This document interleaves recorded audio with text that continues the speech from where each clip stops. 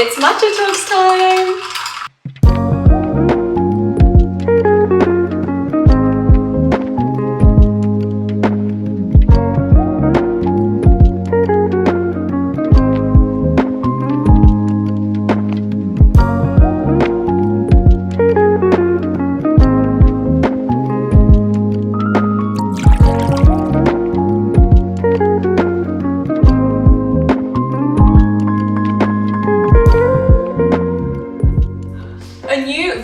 Relaxed, vibey series where we can just talk one-on-one, have some deep chats. I'm going to share my insights with you guys.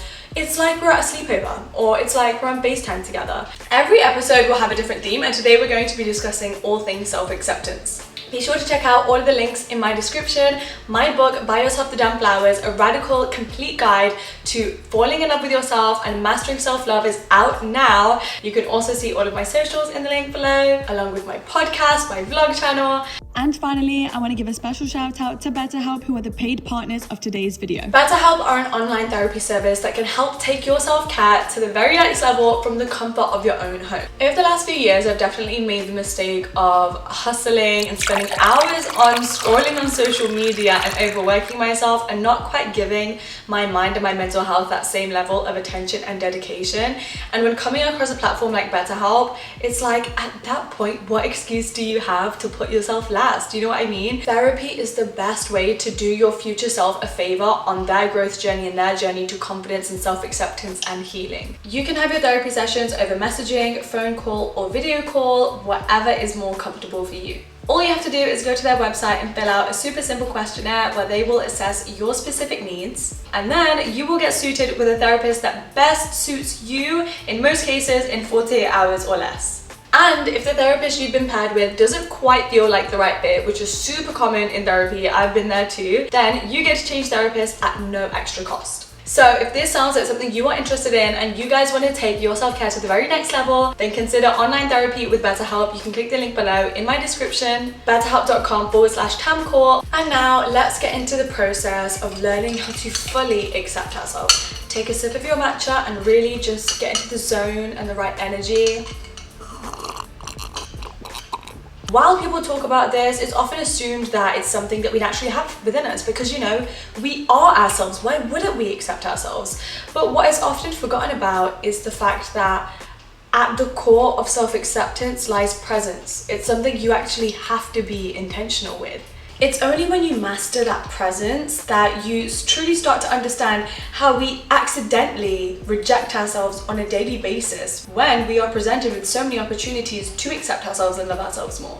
Self-acceptance in a nutshell is all about accepting your current, present circumstances, along with all of your strengths and limitations, your current thoughts, everything that's going on within your reality right now, and not only accepting it, but embracing it for what it is.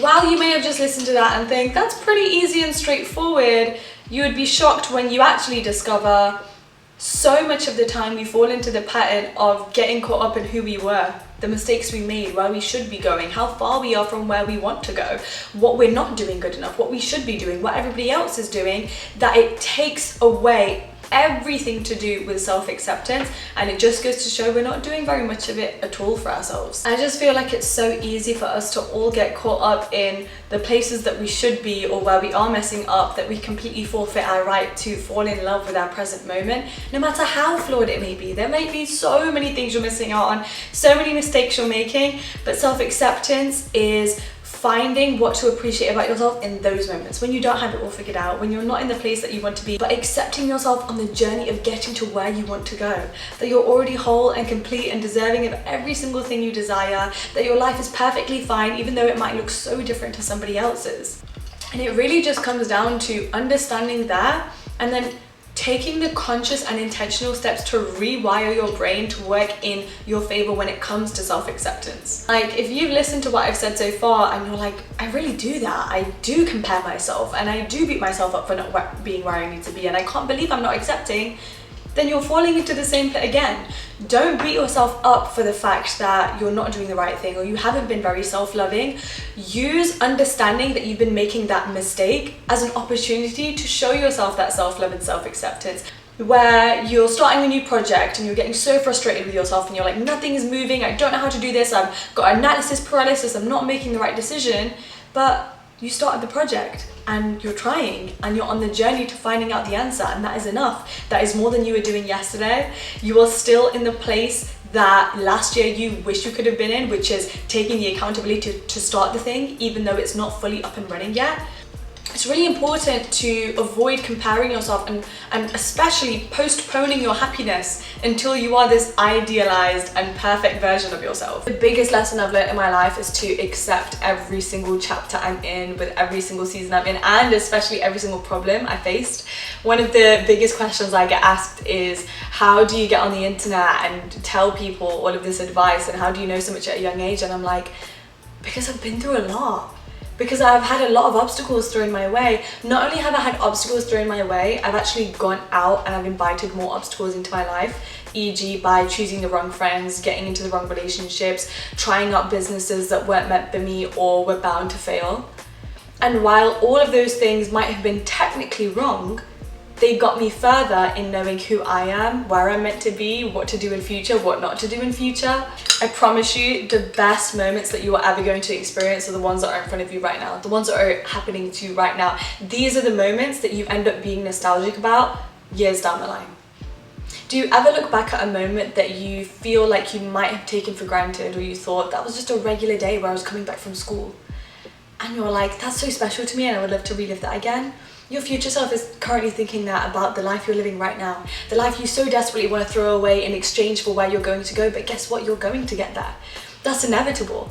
And that's the level of self-acceptance you should have and self-belief that you have, where you're like, I know I'm going to get there, but I also deserve and owe it to myself to cherish where I am now, because I'm going to miss where I am right now one day.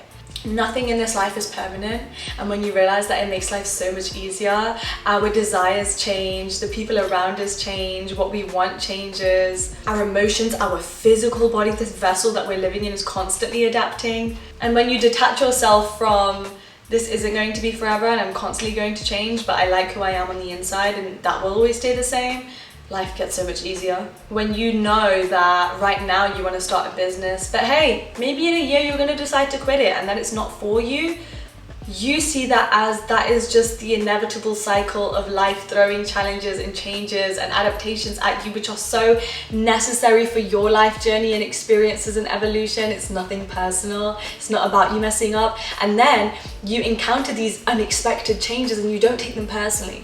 You don't take them as a hit to, I am bad and I made a mistake, or why couldn't I have done the right thing? When you embrace the fact that things are bound to change, the idea for a side hustle you had today might not be the same idea you have tomorrow.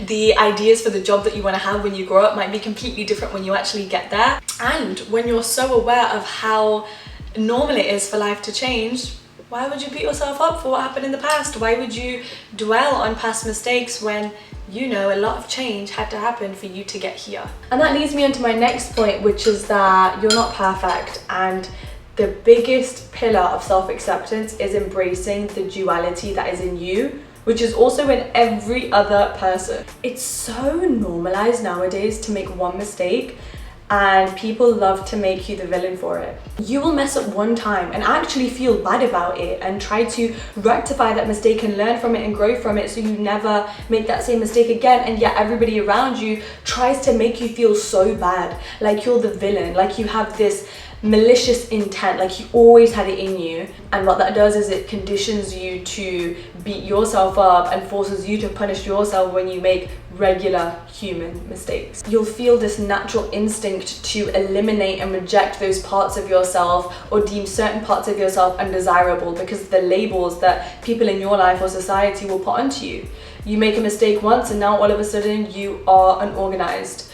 You took a day off a couple of times and now all of a sudden you are a lazy person, and you internalize these traits, and it forces you to reject parts of yourself rather than accept them. While yes, it is so honorable to be able to work on the things that you struggle with and try and find a solution to become a better person or develop those traits and try to get rid of your bad habits, it is equally as important to be able to show yourself grace through those situations and also recognize, I'm just somebody who's maybe not naturally organized, or I'm not someone who's naturally extroverted, and that's okay. And I can show myself kindness in that and instead focus on my strengths, while also understanding that Having things I struggle with is completely normal. Not everybody's perfect. Not everybody can do every single task in their life to 100% perfection. But it's your duty to be able to tell yourself that it's okay not to be good at everything, and you're still whole and worthy and desirable as you are. You have to lack certain characteristics to be who you are now. If you had every single perfect characteristic out there and everybody else did,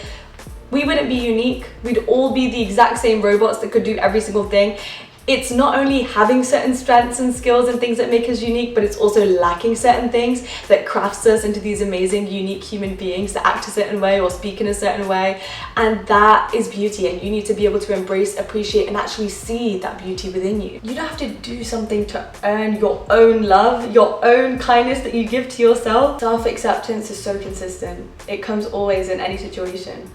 If you've hurt yourself, if you've hurt another person, but you're learning through it, if you've messed up, if you missed a deadline, self-acceptance always stays. It's about finding joy and peace and self-love in your current circumstances with whatever lessons you may be learning, whatever wins or fails you might be experiencing. One of the best realizations I had on my self-acceptance journey is that the longest and most significant relationship I'm ever going to have in my entire life is the one I have with myself. Literally, who is going to spend as much time with you as you are with yourself? If you had a child and they made a mistake, how would you treat them? You would want your home and you as a parent to have created such a safe and loving environment that that child knows that they can be honest with any mistake that they make. They know that your love as a parent isn't conditional and it will always be there. Yes, there might need to be difficult conversations, there might need to be learning moments and changed behavior, but the love will always remain. And if we can do that for another person, then we can most definitely do that for ourselves. We need to reparent ourselves because it can be so hard if you have your own parental wounds where you weren't taught to self-accept and you weren't taught that making mistakes is okay and you're still lovable with them. But that's when we need to step into the role of our own parent and give that love that we would give our child back to ourselves. No one is going to give you the reassurance and company and love that you desire like you will, because nobody knows you like you do. Things like the way that we look is something that a lot of people struggle with. And I say this because it's something that I struggled with for such a long time. I really did not like my own appearance, and so I wanted to share with you guys a little exercise you can do if you struggle with this that helps you gain an acceptance for the beauty that you already possess.